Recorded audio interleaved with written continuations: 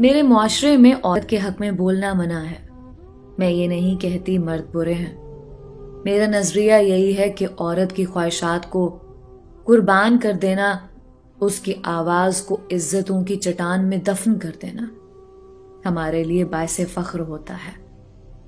کب کہتی ہوں برائی کے ساتھ کھڑا ہونا عورت کی آزادی ہے.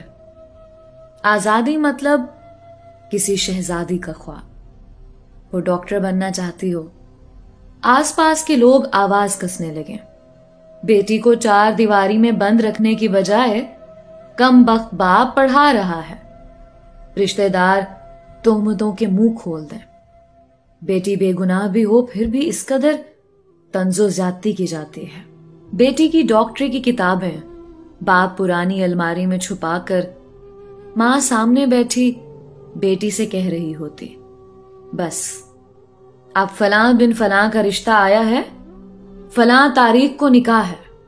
بیٹی خاموش، بالکل خاموش. لبوں کو انگاروں کے دھاگے سے سلائی کر دیا جاتا ہے. پھر وہ اپنے خوابوں کو دیکھتی ہے، روتی ہے، بہت روتی ہے، بہت زیادہ روتی ہے. لیکن وہ رونا خاموش چیخوں کی آغوش میں کوئی سن نہیں پاتا، کوئی سمجھ نہیں پاتا. سرخ جوڑا سامنے رکھا جاتا ہے، پھر نظر اٹھا کر دیکھتی ہے.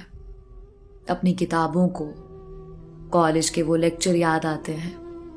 جب تم پڑھ لکھ کر کامیاب ہو جاؤ گی پھر تم اس معاشرے کے لیے مثال بن جاؤ گے، بہت سی لڑکیوں کا سہارا بنو گی. لیکن وہ 1000 رشتوں میں خود بھی سہارا ہوتی ہے. رخصتی سے پہلے آخری نظر خوابوں کی جانب، جس بیگ میں کالج کے کینٹین سے لیس لانٹی کبھی سموسے ڈال کر لاتی تھی. وہ بیگ کوڑا دان کے پاس پڑا تھا. کتاب کے پہلے صفحے پر لکھا ہوا ڈاکٹر فلاں بنت فلاں. ڈاکٹر کا لکھا ہوا مدھم سا لفظ. آنسو کا ایک قطرہ اس پہ گرا اور ہمیشہ کے لیے لفظ ڈاکٹر بیگانہ سا خواب بن گیا.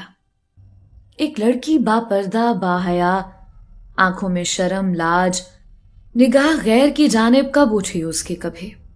ماں باپ کی لاڈلی. کیا ہوا؟ باپ کو لوگ اچھا انسان نہیں سمجھتے تھے کیونکہ باپ کبھی بھٹکا ہوا انسان تھا. لوگ اس کو ناپسند کرتے تھے. لیکن بیٹی کی پیدائش کے بعد وہ یکسر بدل چکا تھا. اب اس نے سارے وہ کام چھوڑ دیے. وہ نماز پڑھنے لگا. بیٹی اب 15 سال کی ہو چکی تھی. بیٹی گھر سے باہر نکلتی تو لوگ بری نگاہ سے دیکھتے. بے غیرت باپ کی بد نسل بیٹی. لوگ منہ پہ تو نہ کہتے تھے لیکن وہ محسوس کر سکتی تھی لوگوں کے لہجے. باپ بیمار رہنے لگا. اب عمر کا وہ حصہ آن پہنچا تھا. یہاں زندگی کی کشتی ڈگمگا رہی تھی. کنارہ بہت دور رہ چکا تھا. ایک طوفان سامنے تھا. کسی بھی لمحے وہ طوفان موت بن کر ہمیشہ کے لیے گہرائیوں میں سلا دیتا. آج بابا نے اپنی لاڈلی فاطمہ کو اپنے پاس بٹھایا. میری بچی، تم کو حافظہ بنا دوں؟ فاطمہ مسکرا کر بولی، جی بابا جان، مجھے تو بہت شوق بھی ہے. بابا نے فاطمہ کو مدرسہ میں داخل کروا دیا. پھر فاطمہ ہر روز جو سیکھ کر آتی اپنے بابا کو سناتی. بابا کو دین کی باتیں بتاتی. بابا سن کر بہت خوش ہوتے. پھر ایک دن بابا کا دوست آیا. ایک راز افشاں ہوا. بابا کبھی دلال ہوا کرتے تھے. جوانی کے دن یا غربت کا تماشا، جو ایسا کرنا پڑا تھا. لیکن بابا نے اب داڑھی رکھ لی تھی. قرآن پڑھتے تو چیخ چیخ کر روتے. آج بابا بہت بیمار تھے. ادھر فاطمہ نے آج مکمل حفظ کر لینا تھا اور حافظہ بن جانا تھا. آخری سبق تھا. بہت خوش تھی. لیکن بابا کی طبیعت بگڑ گئی.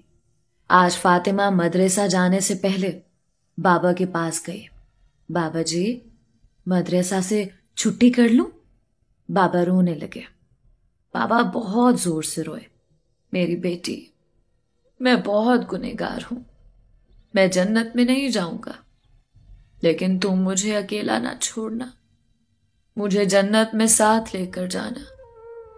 تم میری فاطمہ، شرم و حیا والی بیٹی، تم مدرسہ جاؤ، باپ کی قبر روشن کر دینا۔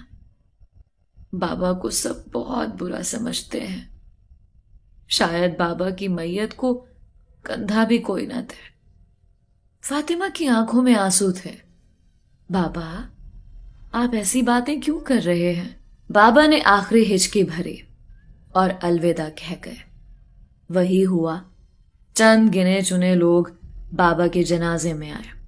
لوگوں کی تلخیاں ہوئے تھی۔ پردے کا یہ عالم تھا، اس کی آنکھیں بھی کوئی نہیں دیکھ سکتا تھا۔ ماں نے جب معاشرے کو دیکھا تو فاطمہ سے کہنے لگی، بیٹی بس کر دے، اب گھر بیٹھ جا، لوگ جینے نہیں دیں گے اب۔ فاطمہ خاموش رہی۔ آج وہ عالمہ بن چکی تھی۔ مدرسہ میں آخری دن تھا، وہ سٹیج پہ کھڑی تھی، بہت سے لوگ آئے ہوئے تھے۔ انتقال سے پہلے بابا مجھے سینے لگا کر بہت روئے تھے۔ کہنے لگے، بیٹی مجھے قیامت کے دن جنت میں لے کر جانا اپنے ساتھ۔ وہ سمجھتے تھے انہوں نے بہت گناہ کیے ہیں، وہ بہت گناہ گار ہیں، ان کو جنت میں نہیں جانے دیں گے۔ انہوں نے میری بھلائی کا سوچا، میں جب اچھی انسان بنوں گی تب ہی بابا کو جنت میں ساتھ لے کر جاؤں گی نا۔ سب سوچتے ہیں ابا بہت برے انسان ہیں، ان کی اولاد بھی ویسی ہی نکلے گی۔ وہ رو پڑی، ایک آہ بھری، لوگ مجھے کیا کچھ نہیں کہتے، میرا جینا محال کر دیا ہے، خودکشی بھی تو نہیں کر سکتی نا۔ بابا کو وعدہ کیا ہے جنت میں ساتھ لے کر جاؤں گی، میں واپس بابا کا سر اونچا کروں گی۔ صرف بیٹے ہی سر اونچا نہیں کرتے، بیٹیاں بھی کرتی ہیں، بیٹیاں زیادہ کرتی ہیں۔ حال تالیوں سے گونج اٹھا، ہر آنکھ اشک بار تھی۔ میں کیا کہوں اس معاشرے کو جو اس قدر کسی بیٹی کو دکھ دے جاتا ہے۔ میرے معاشرے نے عورت کو اپاہج بنا رکھا ہے، سوچ سے، علم سے اور خود مختاری سے۔ نہ دیکھی جانے والی بیڑیاں عورت کو ڈالی ہوئی ہیں، کوئی مانے یا نہ مانے، حقیقت سب جانتے ہیں۔ میرا مقصد تنقید نہیں، اصلاح ہے۔ ہر مرد برا نہیں ہے، ہر عورت بری نہیں ہے۔ آپ بھی سوچیں، آپ بابا کو قیامت والے دن جنت میں ساتھ لے کر جانے والی بیٹی ہیں نا، یا آپ کسی اور راستے پہ ہیں؟ آپ خود کو پہچانیں، اپنی قدر کریں، اور ہر ماں باپ بیٹی کو جینا سکھائیں، بیڑیوں سے آزاد کریں۔ آج دیکھو نا، فاطمہ عالمہ فاضلہ بن گئی، آج ڈاکٹر فاطمہ رشید ہے، ایک یونیورسٹی میں لیکچرار ہے۔ نہ جانے کتنی لڑکیوں کی سوچ اور زندگی کو بدلا ہے اس نے۔ بابا کا نام روشن کر دیا۔ جو کام بیٹے نہیں کر سکتے وہ کام بیٹیاں کر جاتی ہیں۔